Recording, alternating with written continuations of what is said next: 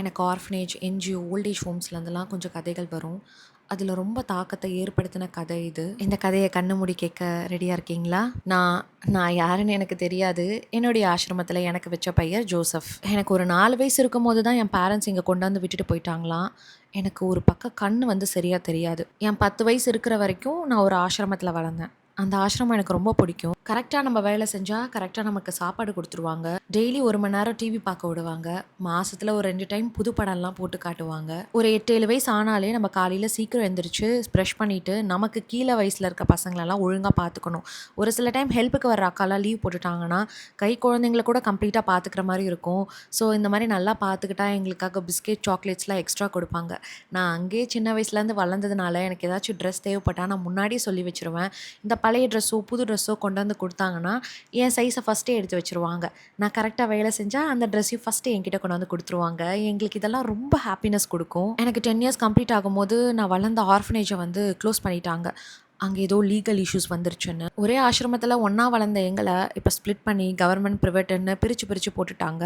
ஏன்னா ஒரே இடத்துல போட இடம் இல்லைன்னு சொல்லிட்டாங்க. எனக்கு என் ஃப்ரெண்ட்ஸ் எல்லாம் மிஸ் பண்ணுறது ரொம்ப கஷ்டமாக இருந்தது. எங்கள் பழைய ஆர்ஃபனேஜில் வந்து படிப்புக்கு அவ்வளோ இம்பார்ட்டன்ஸ் கொடுக்க மாட்டாங்க. பட் நான் புது ஆர்ஃபனேஜ் போனால அங்கே வந்து டெய்லி கிளாஸஸ் வந்து அட்டன் பண்ண சொன்னாங்க. இங்கே யாருக்கும் மரியாதை தர மாட்டாங்க. பாத்ரூம்லாம் க்ளீனாகவே இருக்காது. நிறைய இன்ஃபெக்ஷன் வர ஆரம்பிச்சிச்சு. நிறைய பேருக்கு சிகரெட் பிடிக்கிற பழக்கம் இருந்தது.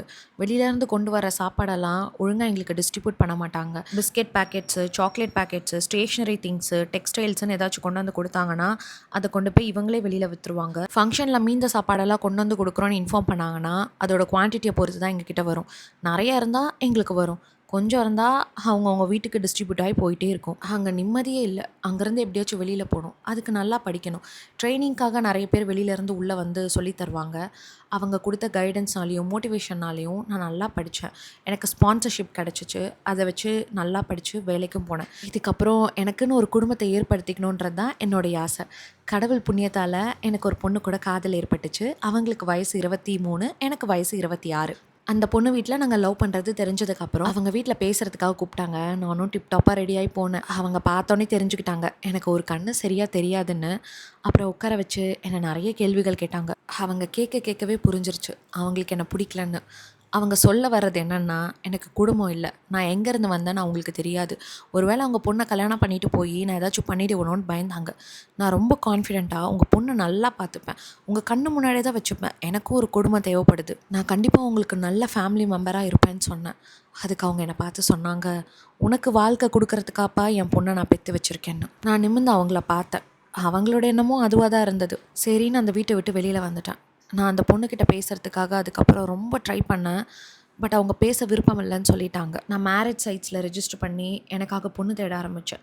ஒரு 2 வருஷம் கழித்து எனக்குன்னு ஒரு பொண்ணு செட் ஆச்சு. அப்புறம் மேரேஜ் டேட்டும் ஃபிக்ஸ் பண்ணோம். அவங்களாம் நல்லா ஃபேமிலியாக வாழ்கிறவங்க தான். அப்பா, அம்மா, அப்புறம் என்ன கட்டிக்க போகிறவங்க, அவங்களோட அக்கான்னு. மேரேஜ்க்கு ஒரு 2 months பிஃபோர் அவங்க வீட்டுக்கு தேவையான திங்ஸ் எல்லாம் வந்து வாங்கணும்னு சொன்னாங்க. நம்ம அப்பா அம்மா கூட தான் இருக்க போகிறோன்னு சொன்னாங்க. So AC, washing machine, TV, ஃப்ரிட்ஜுன்னு எல்லாமே நான் தான் வாங்கினேன். எனக்கு அதுக்கப்புறம் தான் உலகமே தெரிய ஆரம்பிச்சிச்சு. அவங்களுக்கு நான் முக்கியம் இல்லை, என்கிட்ட இருக்கிற காசு தான் முக்கியம்னு. அவங்க என்னை ட்ரீட் பண்ண விதம் இருக்குது பார்த்தீங்களா, ஒரு நாய் மாதிரி அவங்க பின்னாடி என்னோடய காசை எடுத்துகிட்டு நான் சுற்றிட்டு இருந்தேன். அவங்க ஜூனியர் குப்பனாவே போனதில்லைன்னு சொன்னாங்க.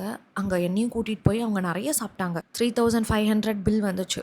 நான் கட்டாமல் வெளியில் எழுந்திரிச்சு போயிட்டேன். என்னை கல்யாணம் பண்ணிக்க போகிறவங்க வெளியில் வந்து ரொம்ப கோவமாக கேட்டாங்க, பில்லு கட்டாமல் உன் பாட்டுக்கு வெளில வந்தால் என்ன அர்த்தம்னு. என்கிட்ட காசு இல்லைன்னு சொன்னேன். அவங்க அப்பா, அம்மான்னு எல்லாரும் என்கிட்ட சண்டைக்கு வந்தாங்க. அந்த இடத்துலையே நான் ரொம்ப அசிங்கப்படுத்தினாங்க. அதான் அனாதை நாய்ங்களெல்லாம் கட்டிக்கக்கூடாது, உனக்கு போய் வாழ்க்கை கொடுக்கணும்னு நினச்சேன் பார்த்தியான்னு திட்டிட்டு போயிட்டாங்க. அடுத்த நாள்லாம் அவங்க என்னை கன்வின்ஸ் பண்ணுறதுக்காக தேடி வந்தாங்க. ஆனால் எனக்கு தெரிஞ்சிருச்சு அவங்களுக்கு நான் முக்கியம் இல்லைங்கிறது. நான் அந்த மேரேஜை ஸ்டாப் பண்ணதுனால நஷ்டஈடாக என்கிட்டேருந்து 2.5 lakhs வாங்கினாங்க. என் சைட்லேருந்து பேசுகிறதுக்காக யாருமே கிடையாது. நான் 3 லட்ச ரூபாய்க்கு வாங்கி கொடுத்த திங்ஸ் எதையுமே அவங்க ரிட்டர்ன் பண்ண கிடையாது. ஈவன் நான் தாலி கூட வாங்கி கொடுத்துருந்தேன். அகெயின் நான் ஃபஸ்ட்லேருந்து சேவிங் பண்ண ஸ்டார்ட் பண்ணேன். ஒரு 3 years பிரேக்குக்கு அப்புறம் நான் பொண்ணு தேட ஆரம்பித்தேன். இந்த டைம் குடும்பமாக இருக்கிற பொண்ணுங்கள்லாம் விட்டுட்டு என்ன மாதிரி ஒரு அநாத ஆசிரமத்தில் பிறந்து வளர்ந்த பொண்ணே எனக்கு போதும்னு நினச்சேன். ஏன்னா நான் அதுக்கு தான் தகுதியானவன், ஒரு குடும்பத்துக்கு தகுதியானவன் கிடையாது. இதுலேயும் நிறைய ரிஜெக்ஷன் ஃபேஸ் பண்ணேன். ஏன்னா எனக்கு ஒரு கண்ணு தெரியாது இல்லையா. நான் புரோக்கருக்காக நிறைய அமௌண்ட் ஸ்பெண்ட் பண்ணியிருந்தேன். அதில் ஒரு புரோக்கர் திடீர்னு வந்து சொன்னார், ஒரு பொண்ணு இருக்குப்பா, அவங்க அப்பா அம்மா ஆக்சிடெண்ட்டில் இறந்துட்டாங்க, அவங்க சொந்தக்காரங்க தான் அந்த பொண்ணுக்கு வந்து மாப்பிள்ளை பார்த்துட்ருக்காங்க, உனக்கு ஓகேவான்னு கேட்டார். ஃபஸ்ட்டு பொண்ணுக்கிட்ட கேளுங்க, பொண்ணுக்கு ஓகேனா நான் கண்டிப்பாக கட்டிக்க ரெடியாக தான் இருக்கேன்னு சொன்னேன். எல்லாம் பொண்ணு பார்க்க போனோம். அவங்க சொந்தக்காரங்களும் என்ன நெறைய என்கொயரி பண்ணாங்க. நான் அந்த பொண்ணுக்கிட்ட என்னோட சிச்சுவேஷன்லாம் எடுத்து சொல்லி, என் லைஃப்ல என்னலாம் நடந்துச்சுன்னு சொல்லி, உங்களுக்கு என்ன கட்டிக்க சம்மதமான்னு கேட்டேன். எனக்கும் யாரும் இல்ல, உங்களுக்கும் யாரும் இல்ல. எனக்கு உங்கள கட்டிக்க சம்மதம்னு அவங்க சொன்னதுக்கு அப்புறம் தான் நாங்க ஃபர்தரா எல்லாமே ப்ரொசீட் பண்ண ஸ்டார்ட் பண்ணோம். மேரேஜ் டேட் ஃபிக்ஸ் பண்ணுறதுக்கு முன்னாடி பொண்ணு பேர்ல ₹5,00,000 டெபாசிட் பண்ண சொன்னாங்க. ஏன்னா நான் அனாதை இல்ல, விட்டுட்டு ஓடிட்டேன்னா பொண்ணோட லைஃப் அப்படியே போயிடுமா. அந்த பயத்தினால ₹5,00,000 டெபாசிட் பண்ண சொன்னாங்க. ஜோசஃபோட நெக்ஸ்ட் பார்ட் கண்டிப்பாக உங்களுக்கு ரொம்ப பிடிக்கும். ஸோ அதை தெரிஞ்சுக்கணும்னு ஆசைப்பட்டீங்கன்னா மறக்காமல் என்னை ஃபாலோ பண்ணிவிட்டு கமெண்ட் செக்ஷனில் ரெட் ஹார்ட் கொடுங்க. நான் நெக்ஸ்ட் பார்ட்டை அப்லோட் பண்ணிவிட்டு உங்களுக்கு நோட்டிஃபை பண்ணுறேன். நெக்ஸ்ட் பார்ட்டில் சந்திக்கலாம். பாய்.